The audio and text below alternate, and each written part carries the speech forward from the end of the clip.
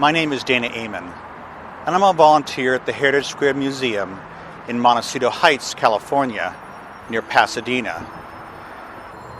Later tonight, we'll be taping a seance in one of the Victorian homes here at Heritage Square, the Hale House, with medium Ellen Marron. But before we begin, we thought it'd be appropriate to give you a quick tour of the property and of the Hale House itself. Let me talk about, first of all, how Heritage Square first came into being. Bunker Hill in the late 1800s, early 1900s was one of the preeminent residential areas in Los Angeles. It was very close to what was then downtown Los Angeles. It was a nice tall hill, and so a lot of the wealthy people built their beautiful mansions on the slopes and the top of Bunker Hill. Well, Bunker Hill continued like that up until about the 1920s. Then the area started to change. A lot of the old mansions were converted into slum apartments, a lot of commercial buildings were going in, and a lot of the mansions are being torn down. So the area was going through a transition period. By the 1940s, the area was really getting to be bad, and like a criminal element was very prominent there.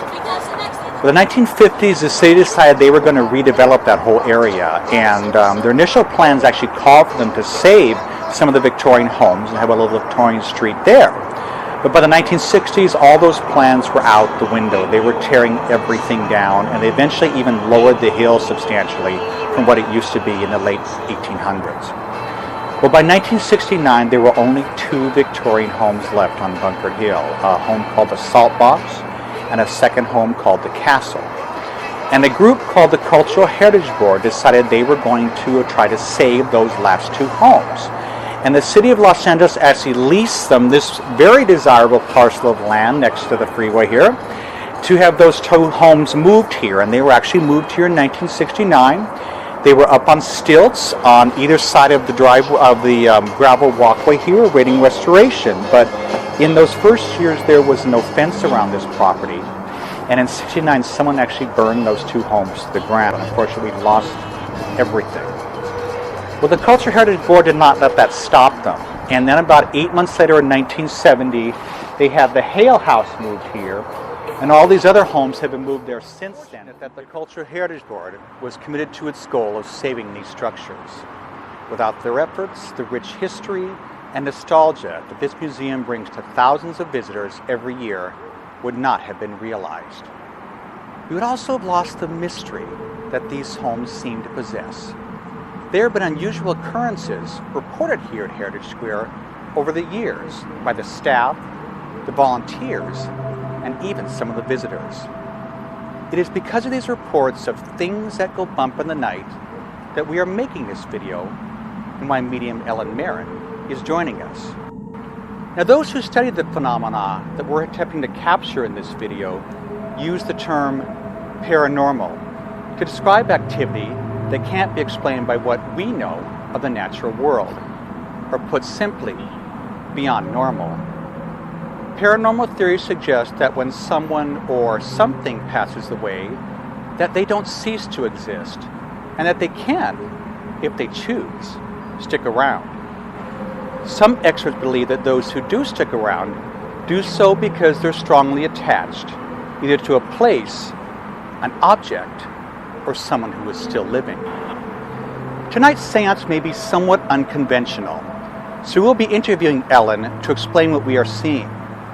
We hope to capture attempts by the deceased to communicate with us, loved ones perhaps of those attending the event, or we may encounter spirits associated with the home, the museum itself, or the local area.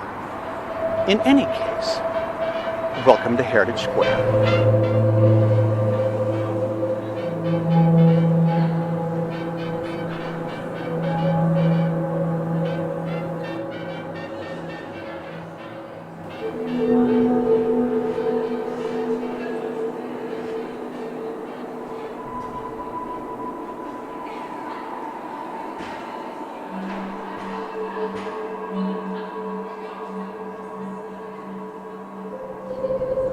We are here with medium Ellen Marron at her home in Anaheim.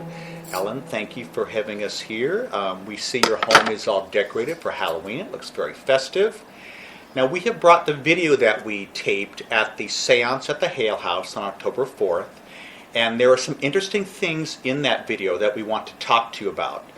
But before we go into that, I first want to ask you if you would explain to us what a medium is and what you do as a medium. Okay. A medium is a conduit, meaning I can connect with spirit energy on another plane, on the other side.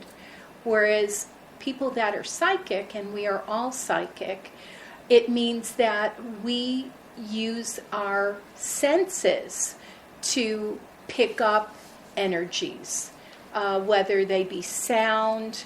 A good example would be someone might have just had an argument, and you walk into a room and you can feel that energy using your solar plexus, your gut. So that's a good example of someone that's psychic. But with, as I said, with the medium, you're a conduit. We either see things as small video clips or pictures, and they are just in seconds. Or we hear things, or we smell them. And you're then interpreting those impressions. That's right. We have what we call a toolbox from our life experiences. When we see things, we can associate it with that. Okay, let's take a look at some of the video we shot at Heritage Square. Now, to begin the evening, Ellen explained to the group what we're going to experience and help prepare us for the seance. To do your rhythmic breathing, because that's what activates the centers, and that's what helps spirit commingle with you. So again, with your breath, take a deep breath in, and we're going to hold it for 3 and release. Again, deep breath in. 3, 2, 1, release. One more time. Deep breath in and release. I want you to feel relaxed, and we're going to start bringing energy through your chakras. Explain to us what a chakra is. Tell us about that. You have 7 centers. You have your crown chakra, you have your third eye, you have your throat chakra, you have your solar plexus, you have your sacral, and at the root of your spine, you have your root chakra. And so with each one, they resonate a color.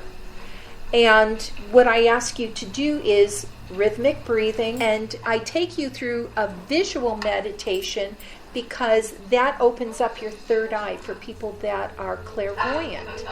And then I will have you take your energy through your thighs, your calves, your feet, and have you imagine that your toes are like the roots on a tree to anchor you. So when you're doing ethereal work, we just don't want you out there floating around, so to speak. So it it's somewhat anchors of you a to the earth. grounding thing, but also to relax them, but yet open them up to what may come. That's right. Exactly. To receive energy, to commingle with other energy. I see. All right. So, volunteers, come on up, and let's see what we can do with the table this evening. And now I see we're starting to do the table tipping. Can you tell us why you have the participants put their fingers on the table? What is that doing at that point? What happens in table tipping, after we open your centers, we have you rub your palm chakras because they're very sensitive, and lightly put your hands on the table. That spirit is actually overlaying, and so you are joining your energies together, and what it's doing is it's producing heat, or with others a sense of being very, very cold. It's like when investigators go into a room and they'll say, oh, it's very, very cold here, and then you can begin to see temperatures drop. That spirit interaction with the physical. However, turn the light on, I'm sure you can move the table. We've been joined by psychic mediums AJ and Jennifer Barrera to lend their insights into what we are seeing on the video footage. Everybody ready? Yeah. The energy needs to move now. Yeah, it's shifting. It's so shifting out. It's going. There you go. there we go. We're moving. Come on. There you go. More. Yeah, I like to trick you, so you gotta keep going. And Ellen, you often ask for more energy, so you're asking more spirits to come into it, or Or the energy. We're asking them to, because with their vibration, they have to come down, and we have to raise ours up so we can converge the energy. Your sneeze pushed it down more towards Christine. That was a good sneeze. Uh-oh. I dare you. Uh-oh, you're All closer. energy. I dare you to push it all the way across the room. Come on. Make Christine move. Come on. I'm not gonna move on closer. You're getting closer. You're not that close though. Come on. do you know the history of table tipping? That's kind of been a very traditional paranormal experience, isn't it? That's been around for many, many years. Mediumship started in America with the Fox sisters. Madame Blavatsky was another one. So these were all the forerunners of mediumship, and that's what they did. That was how they communicated. Either by going into trance, or they would do automatic writing using a pencil in a planchette and putting their hands on the planchette and letting spirit write, or doing chalkboard writing. Maybe go into the other room. Now make Christine make it go the other way. Go the other way. I'm stuck. Yeah, there you go. Good job. Oh, go the other way. Can you move it back, please? What are you trying to say? It's Yeah, really exactly taking what you up, wanted. girl. Now Christine has to get up and go back the other way with it. We need one more in here. Come on, No. Christine. Who's gonna fill the space? What, my chair? Spin it like a donut. I'll keep flashing. Take energy. Keep it coming. Woo! Let's go. Spin. More. Talk to it, guys. Come on. I feel like I'm talking to a cat. There it goes. Okay. Woo! Yeah. Oh my goodness. More pictures? You like the paparazzi? You like the attention? Raise it I know, up. me too. Raise it Yeah, I up. like that. Okay. Higher. Now I want you to push it to Let's go. Let's go the other way. Let's go the other way. Wait, what are you doing? No, That's it's going weird. towards me. Why are you staking it? Go the other way. Do that again. Do it the other way. Do the other way. Weird. Oh, it's going over something. It's going over something. The table is in that chair. That's weird. Oh my goodness. Can you scoot it back? Yeah, scoot it back the other way. Scoot it back the other way. I like that. Okay, pushing we're thing. all It's weird. barely touching it right now, just so you know. Let's go. Come on, don't stop. All right, the other way. You gotta go backward. You gotta move out of the way. We're stuck. You gotta go the other way. What's your name Oh my again? God, what is it doing? It's so weird. Hey, Oh, picture there we go. time. Yay, I feel like Here we I'm go. Thank you. More pictures. Hey, spin it. Woo! I'm gonna get this. Bring it up this closer. Oh, did you see that? Can you do Tip it that? on one Spin it side. around. And closer. You can make that closer. Whoa. Oh my goodness. Ah! Poster. I said the poster. Nope. Raise it up. Raise it up. Oh, side. You're like, okay, good. Hey, more pictures. Come on. Okay. Okay, now we're gonna go the other way. Can you push it the way you did before? Can you push it backward?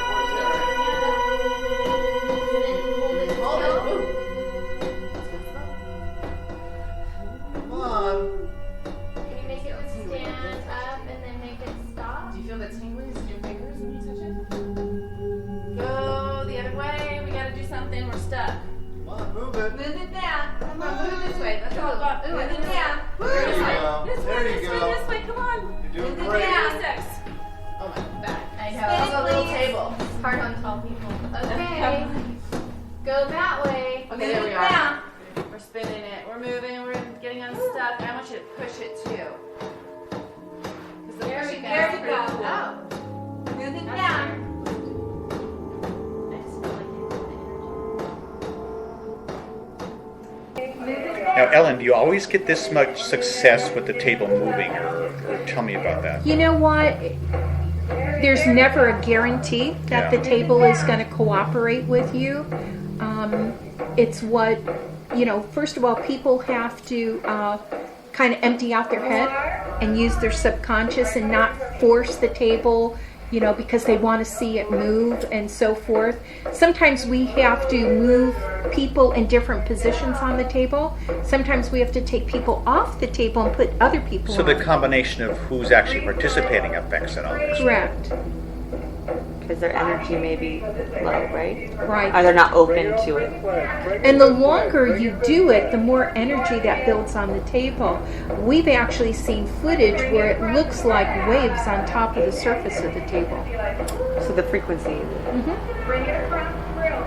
Now, why at times do you sing "Row, Row Your Boat"? What does that do? If you can't meditate, there's a medium that taught us that by singing raises the vibration, and so that's why we do it. And in the old spiritualist camps, that's what they would do with any of their activities. They always would have old songs and old church songs, in fact. So perhaps that rhythmic movement to the song may affect the energy in the room and the success you get with the table tipping. Absolutely. Yeah. Because music has a vibration, so does our words. So you know how they say, thoughts are words? It's the same thing with music because it raises the vibration and it speeds up the vibration process. He has been my birth guide. I didn't know until about 20 years ago who he was. And transfiguration, as I said, is where I kind of go into a altered state. And then because our energy commingles, We're watching some of the recording of the Transfiguration. Wow. And that one was fast. You see how fast that one shot?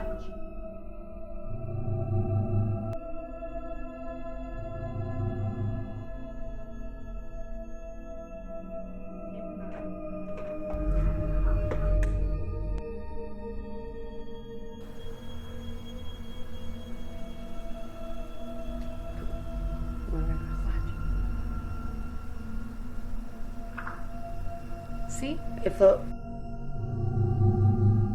floated up. And Alan, Meditation? explain to us what exactly Transfiguration is. Transfiguration in physical mediumship, when you go into trance, there's 3 levels. Level 3 being almost catatonic. I usually go into a level 2. So when I'm starting out, I'm aware of the energies blending. But then as I continue to do the breathing and commingle with the spirit energy, I don't know what I'm saying. So what are you thinking or feeling while this is going on? I am not thinking because it's my unconscious mind that he's working with. And I really am not feeling, I'm not in any pain. No. No. So you're somewhere else. Basically, Yes. Your mind. Look at that. They're like slow-mo. Yeah, look at that. that would be more of an aura, we think, in the way that it. But look at it. Look at they're It almost coming has like out. a tail, like a Yeah, comet. But there's I don't know, the shape of it seems too solid to. Yeah, but keep in mind that it starts as a ball of light, Right. and then it intensifies and it gets a tail. And once it gets that tail, then you start getting full body apparition. That's That's starting to the go into there. Boom! transition Did you see that? of, That was one.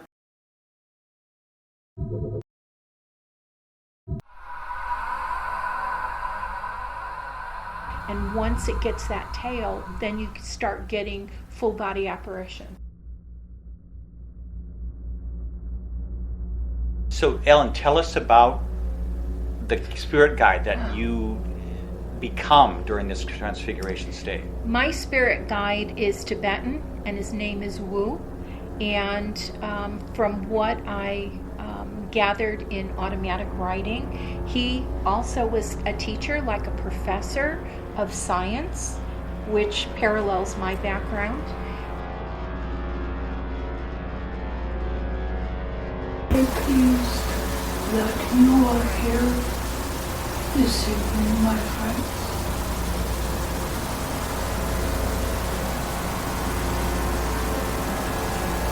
I want And his for this deceased now. vessel He may not have lived a physical life the way we know it, although he did say he was a person of higher learning, a philosopher slash scientist. I know. Look at that I one, know. how slow it went, and then changed direction. changes upon your earth plane.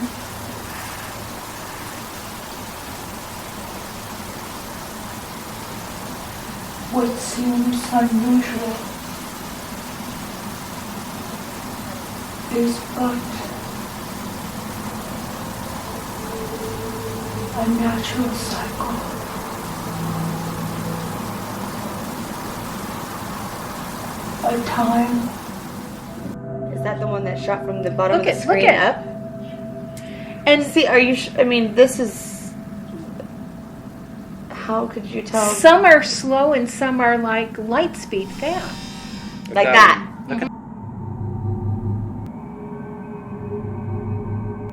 Yeah, it's Like just that. an explosion Yeah. all of a sudden. Yeah.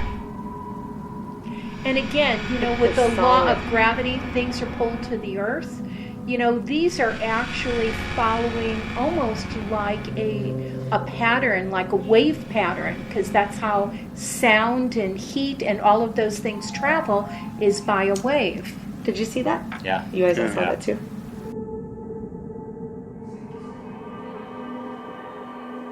See how they're like really milky and white is what I've noticed versus like translucent, but I guess they come in all shapes is what you're saying. And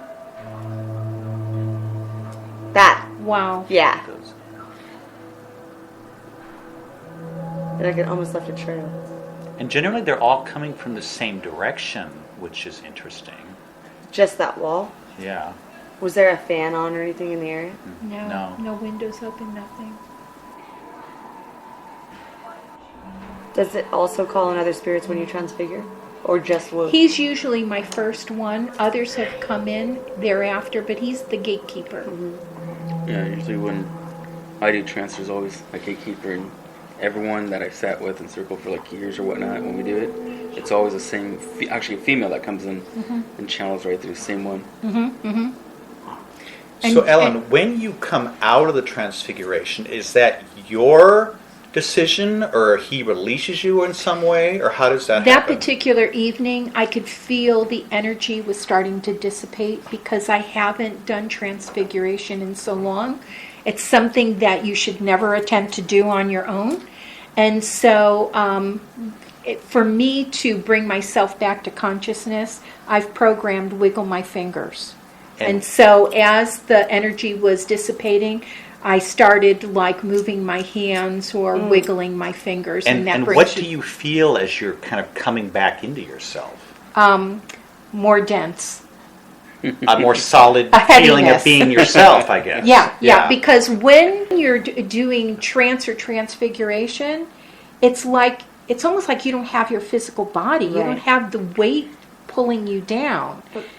And then when you come back to reality, you're taking on all those physical attributes again, and you're heavy. Don't you allow yourself to become that portal for them to Correct. step in, and then now you're subconscious, you're out. That's right. Do you remember what he has said during the session? No, I heard it, and he has given similar messages before. Perhaps it was on the line of very similar to other times, but this is a whole different audience that I'm working with. Yeah. So whatever that message was, it was important for him to put that message out there. Yeah, I always have a hard time opening my eyes because it's like beginning to adjust where your pupil has to dilate all over again to receive So that's the usually light. like the last thing for me. So if you're in, can you see then? Or is that only when you're coming No, back? when I'm coming back. How about for you? With me, when I'm coming back, vision is actually a little blurry when I come back. Mm-hmm. So it's not like I can automatically see. That's what, yeah. The lights How do you feel afterwards? Do you feel drained? Do you feel energized? Is there a difference in you yourself once it's over with? I don't feel any different, but when I'm doing spirit work, because I have to bring my vibration up, I tend to be more energized. So even when we have like development weekly circle here, we always will sit and kind of debrief and come back to reality by having coffee or a snack or whatever, because your energy, you still have to come down from that high. And I guess you talk about what has occurred, obviously, and what experiences everyone had. Oh, absolutely. Oh, absolutely. Because, one person who's sitting in a circle or sitting in a trance or transfiguration class, one may say that they felt someone come up and touch their leg, or they may feel a breeze or someone playing with their hair, and all these are valid experiences, and they're your own experiences that no one can ever take away. I want to thank you, Ellen, for allowing us into your home and for sharing your gifts as a medium with us. Well, thank you, Dana. And also, I wanted to thank Heritage Square Museum for even allowing this event to happen. Without you, it would not be possible. On behalf of Heritage Square Museum, you're welcome. If you'd like more information about Heritage Square, please see our website at heritagesquare.org. Or if you'd like more information about medium Ellen Marron, or to contact her, please see her website at ellenmarron.com. I'm Dana Amon, and thank you for watching Beyond Normal.